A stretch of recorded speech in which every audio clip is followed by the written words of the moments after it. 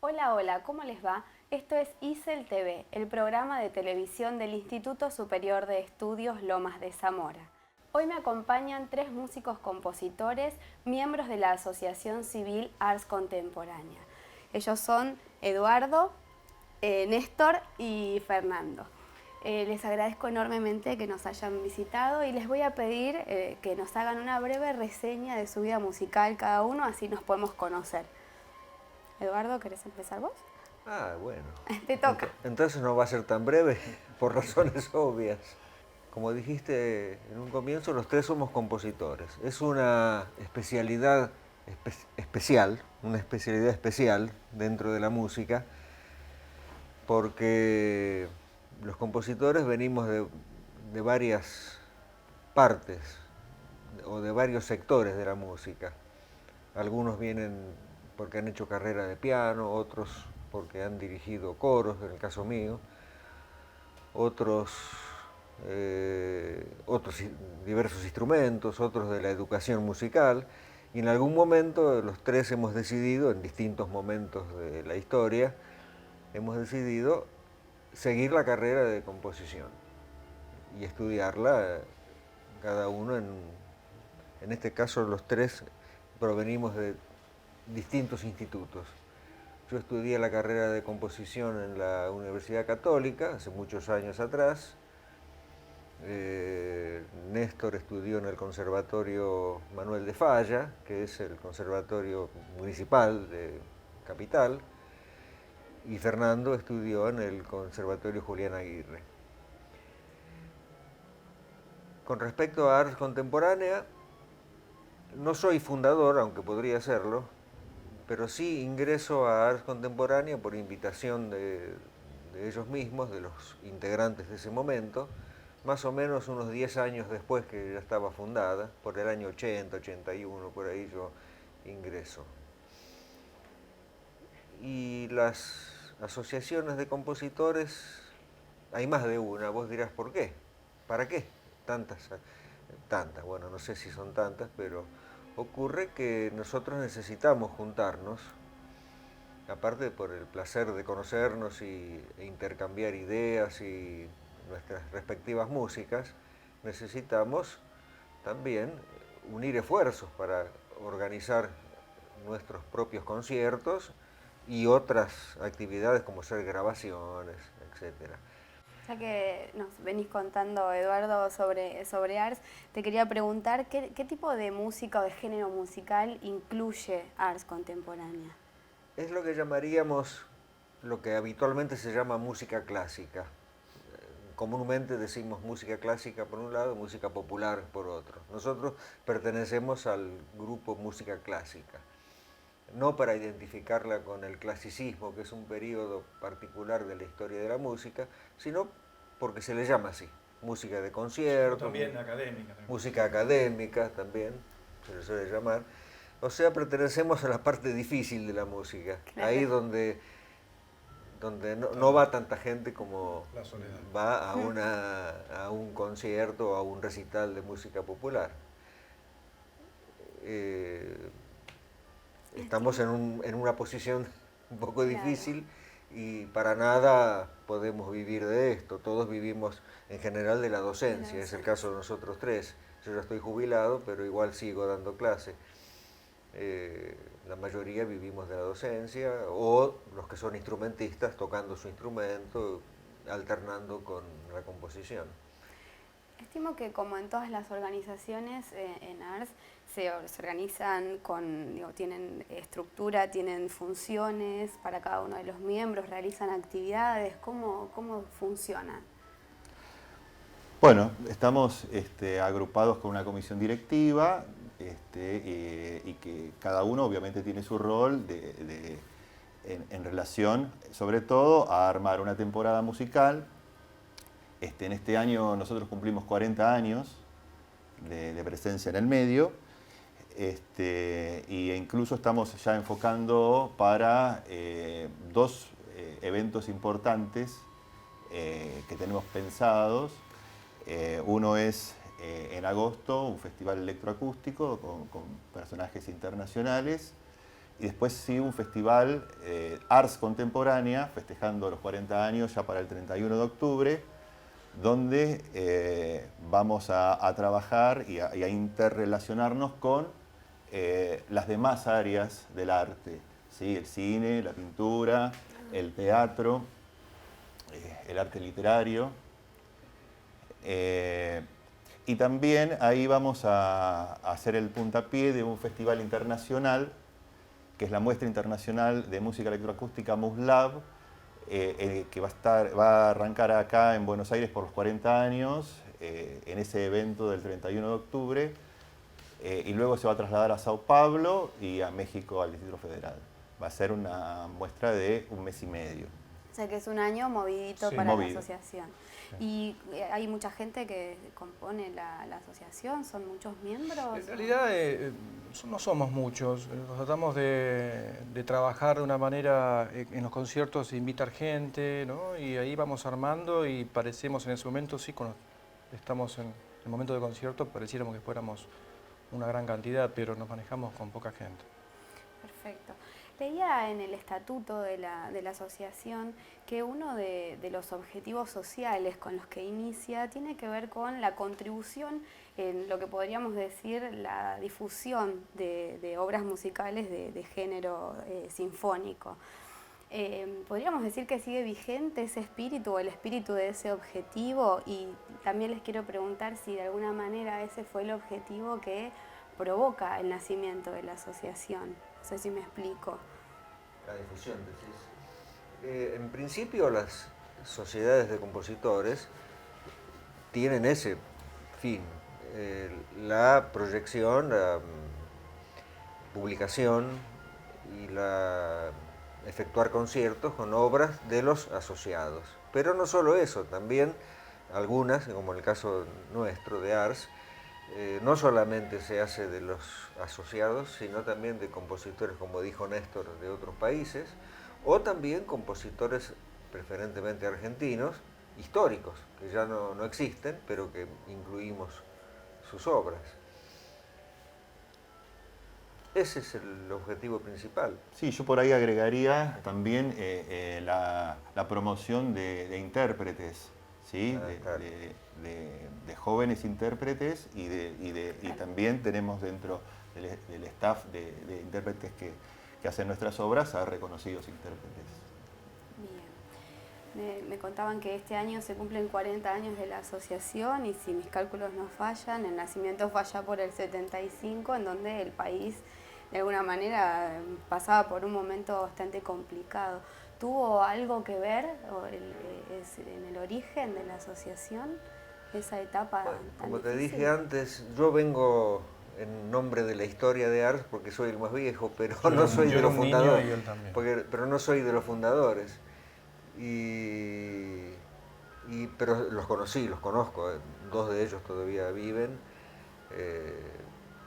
Me consta que el objetivo era estrictamente artístico, musical, no otro.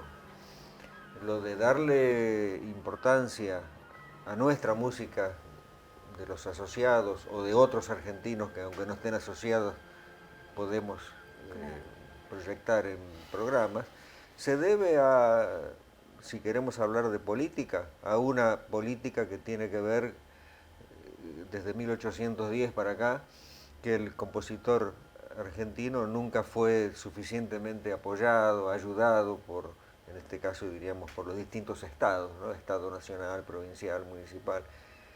Las ayudas son muy con cuentagotas. Entonces el objetivo es ese, no hacer ninguna estética en particular de la música, sino vienen todos los que componen, eso sí, que acrediten ser compositores formados. Los fundadores fueron 3 discípulos de Fischer, no sé si lo estoy Está bien, nombrando sí, correctamente.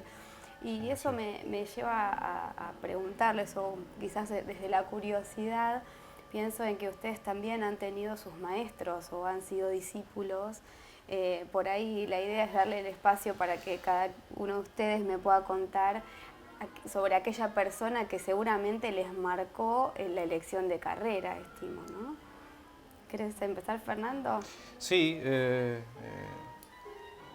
tuve un referente que fue, sobre todo cuando empecé la carrera de composición, que fue el maestro Luis Arias, que me marcó con bastante importancia, ¿no? Inclusive después yo de un poco más grande, algunas cosas me vi un poco reflejado y agradezco que me haya pasado esto, ¿no?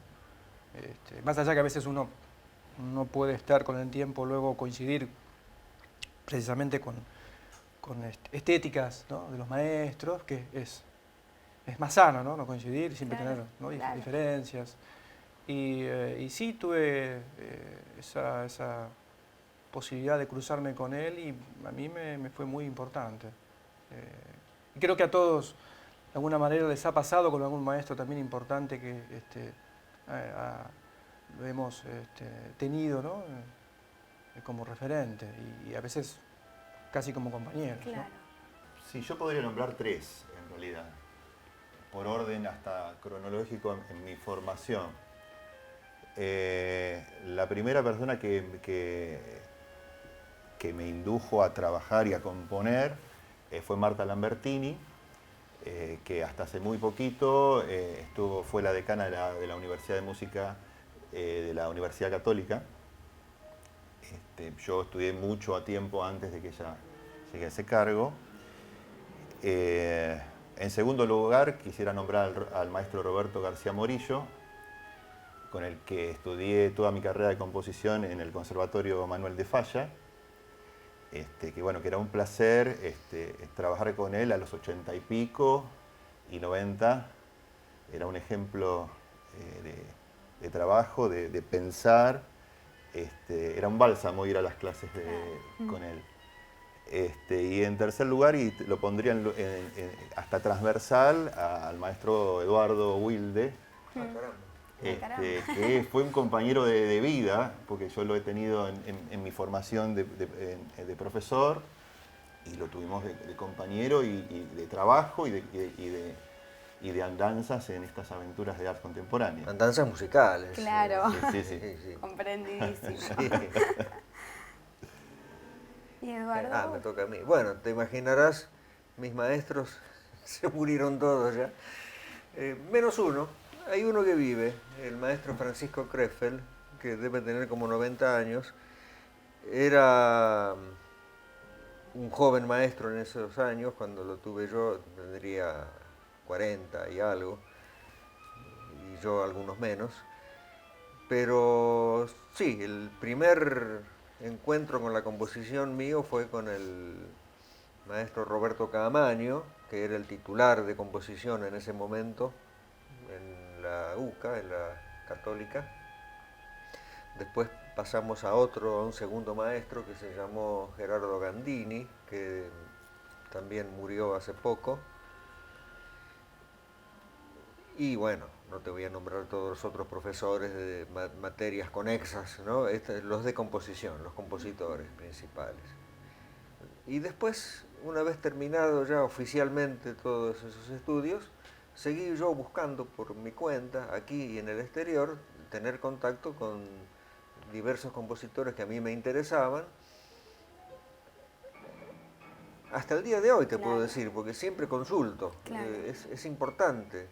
Stravinsky era viejito y y seguía consultando con su maestra de composición, y era ya el famoso Igor Stravinsky, y seguía llevándole sus obras para tener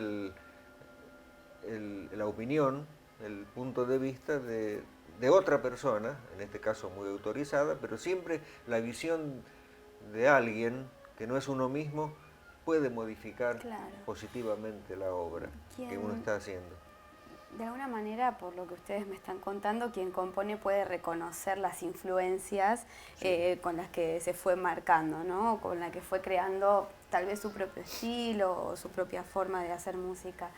Quien los escucha, ¿puede o pudo en algún momento reconocer otro tipo de influencias en lo que ustedes realizan?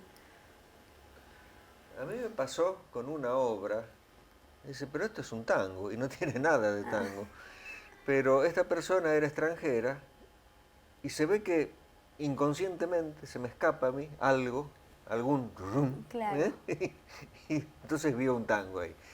En general pasa con los argentinos que son identificados como argentinos, obviamente los que tienen raíz folclórica, eso se nota por otros motivos. Pero los que no tenemos, los que no nos dedicamos a la música clásica a partir de ritmos folclóricos, salvo excepciones como en mi caso, aún así, Camaño decía esto, reconocemos, somos reconocidos acá o la música se toca en otro lado y dice, ese es argentino. ¿Por qué? No sé, no alcanzaría todo el resto del año acá para que estemos hablando y tratar de dilucidar por qué. Ay, y me pasa a mí cuando escucho una obra que no sé de quién es, pero no, este es contemporáneo no, compatriota mío, sea contemporáneo o no, uno lo reconoce. ¿Cómo es componer? ¿Cómo es el proceso creativo de la composición en la música contemporánea? En general, imagino que cada uno de ustedes compone de un modo diferente.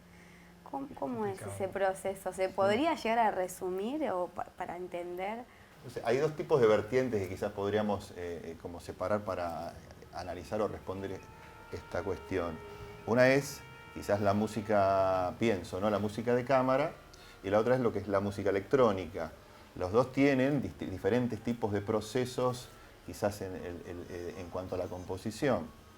Ahora, estamos en una época donde convergen o están superpuestos distintos tipos de lenguaje, por lo cual cada obra hasta tiene su propia particularidad, su propio sistema, su propia forma de poder escribirse en cuanto a lo que es la música académica, tradicional y de cámara.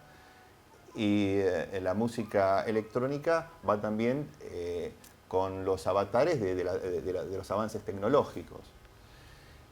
Ahora, cómo el compositor se relaciona con esos lenguajes, tanto sea en la música de cámara o sinfónica y la música electrónica, ya es una cuestión bastante particular, porque tiene que ver también cómo resuena cada lenguaje, cada manera de expresarse en él. ¿Eduardo? El proceso no ha variado mucho, varían los medios. Hoy día, bueno, aparte de la electrónica, o fundamentalmente la electrónica, pero de Juan Sebastián Bach para acá, el compositor tiene un proceso creativo parecido. Yo haría una distinción con la música popular. En música popular puede ser, no digo siempre, pero puede ser que una idea, una frase musical, algo, salga inmediatamente y en poco tiempo se organiza ya una obra y se puede llegar a grabar ese mismo día. Puede ser, no digo que sea necesariamente así. En el caso nuestro no, es como si uno se propusiera hacer el plano de una casa o de un edificio según las dimensiones de la obra. Uno va de a poquito haciendo eso, lleva tiempo. Claro.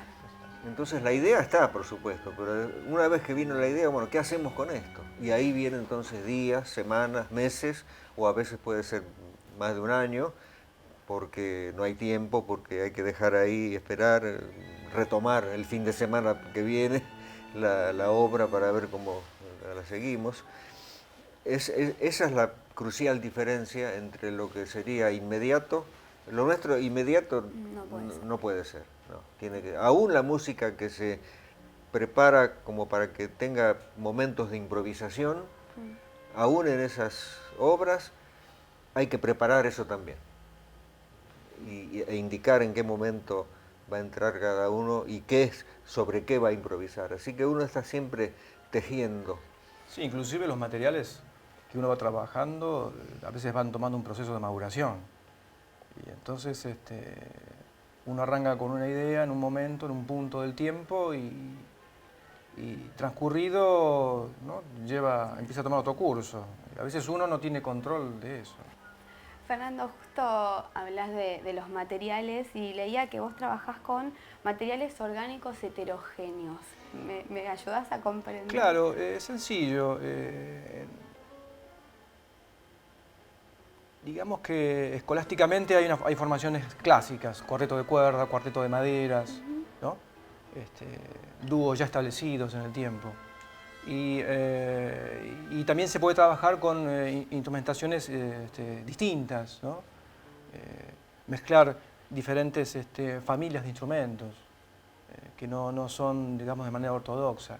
Eso lo tengo que reconocer que lo he recibido de mis maestros, ¿no? Esas combinaciones, y que evidentemente a mí me llaman mucho la atención. Entonces, combinar cuerdas con maderas, vientos de metal, vientos de madera, piano, percusión, y también inclusive la electrónica también, ¿no?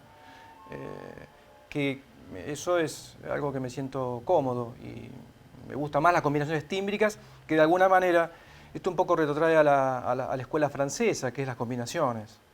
Los franceses son en ese sentido bastante más desacartonados, ¿no?, que la escuela alemana. Entonces, bueno, tengo esas búsquedas por esos lugares. ¿Cómo mezclan o cómo pueden combinar el uso de la tecnología, lo digital, los distintos instrumentos? ¿Cómo es esa parte del proceso? Bueno, nada, te podría responder que la informática ya desde, digamos, podría ser ir un poquito más atrás, desde mitad del siglo XX comienzan ya a aparecer básicamente dos escuelas en cuanto al trabajo con lo que se denomina música electroacústica, ¿sí? Una escuela en Francia con Pierre Schaeffer, ¿sí? Y una escuela en Alemania con Stockhausen. Más adelante en el tiempo, por los 60, aparece lo que se llama computer music, y todas esas tres corrientes, la computer music aparece en Estados Unidos. Esas tres corrientes convergen en lo que hoy se denomina música electroacústica. Y están, digamos, al alcance prácticamente ya de los adolescentes en este sentido, porque hasta vemos aplicaciones en los celulares donde pueden hacer creaciones bastante complejas con muy pocos recursos en cuanto a la manipulación de aparatos.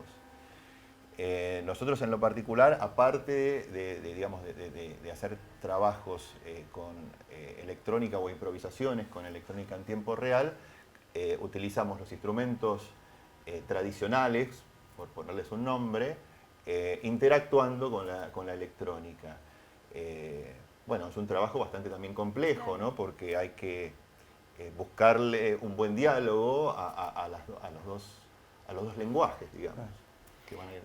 Y en esto del lenguaje complejo y en el que la música contemporánea tal vez no es la música más conocida, ¿ustedes creen que hay que preparar al público para que puedan comprender el lenguaje de la música contemporánea? No, es simple. Creo que si retrocedemos en el tiempo, ya que nombraron a Bach, el maestro hace unos instantes, también su música en sus últimos trabajos se adentró en el contrapunto, era poco comprendida. Y décadas después podemos citar a Beethoven, por ejemplo, también su música era prácticamente inaudible e inentendible, era muy compleja. Y así que creo que el secreto está en la educación. Creo que hay que enseñar, hay que educar, y con eso se soluciona y se arregla esta cuestión, ¿no?, de los comprendimientos de estos lenguajes, estos métodos que tenemos en todo el arte contemporáneo en general, ¿no? Creo que se soluciona con la educación. Eso me parece que es sencillo y simple en ese sentido. Había ya murió, un importante crítico musical que se llamaba Napoleón Cabrera, que una vez en un concierto de música contemporánea, él dijo, la música en ese momento, pero es válido ahora también, la música contemporánea no está hecha de palabras, sino de sonidos, pero necesita palabras. Necesita que alguien explique algo, diga algo, se refiera a algo. Y después, esto es mi experiencia y mi opinión además, nada más. Justamente con Ars Contemporánea de ese tiempo, me acuerdo que hicimos algunos ensayos de hacer conciertos con los compositores sentados como estamos ahora, así frente al público, pasar la obra grabada, prescindir por ese concierto del instrumentista en público, pasar la obra grabada, previa explicación del compositor y que después la gente preguntara. Fueron, según mi experiencia, si están bien organizados, si se hace bien, los conciertos donde la gente iba más sabiendo que iban a escuchar alguna explicación y donde no se iba la gente, por ahí miraba el reloj y decía, me tengo que ir. No, se quedaban hasta el final porque al final de todo venía el coloquio y los diálogos con la gente. Entiendo que sí, que toda música, si tengo que explicarle una sonata de Beethoven a alguien que no sabe nada de eso, requiere tanta explicación Beethoven como una obra mía o de Néstor o de Fernando.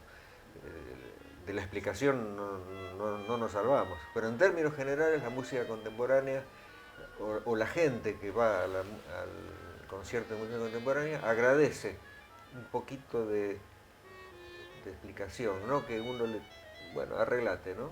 Claro, un acercamiento. ¿Te gusta? Sí. Bien, ¿no te gusta? No. Problema tuyo. No, creo que es bueno hacerse tiempo para, si hay tiempo, si se puede, a veces no se puede, estamos apretados los compositores, somos 6 compositores en un concierto de 1 hora, no podemos andar explicando nada, pero cuando se puede, sí. Claro, tal vez un poco la pregunta tenía que ver con desmitificar alguna cosa, ¿no? ¿Es música solo para pocos? O no, si fuera una élite realmente, bueno, la palabra élite no es una mala palabra, élite claro. Significa pocos que hacen algo, pero pueden ser ricos, medianamente ricos, pobres, muy pobres y ser una élite.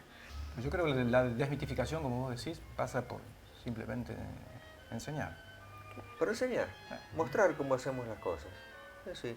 El compositor tiene una particularidad que no tiene, por ejemplo, el escultor o el pintor, que uno lo puede ver trabajar. El compositor, lo mismo que el literato, trabaja solo. O si compone un grupo, pero el grupo solo. No están ahí todo el mundo mirando a ver dónde pone sonido otro. Y se crea entonces a lo mejor un falso concepto de qué es lo que hace un compositor. ¿Qué es lo que hace un pintor? Si no lo hemos visto, lo imaginamos, o un escultor. El compositor parece un bicho raro que, ¿cómo? Pone signos en un papel pentagramado, ¿pero por qué? Porque, bueno, por supuesto, todos los por qué se pueden contestar, y en lo posible, haciendo el mayor esfuerzo para hacerlo en un lenguaje no técnico, para que llegue a todos. El deseo de todas las semanas es tiempo y buena vida. Hoy además los invito a que se queden disfrutando de la buena música que nos acompaña de fondo. Les agradezco enormemente que estén acá. No, gracias a vos. Y bueno, nos despedimos hasta la próxima semana.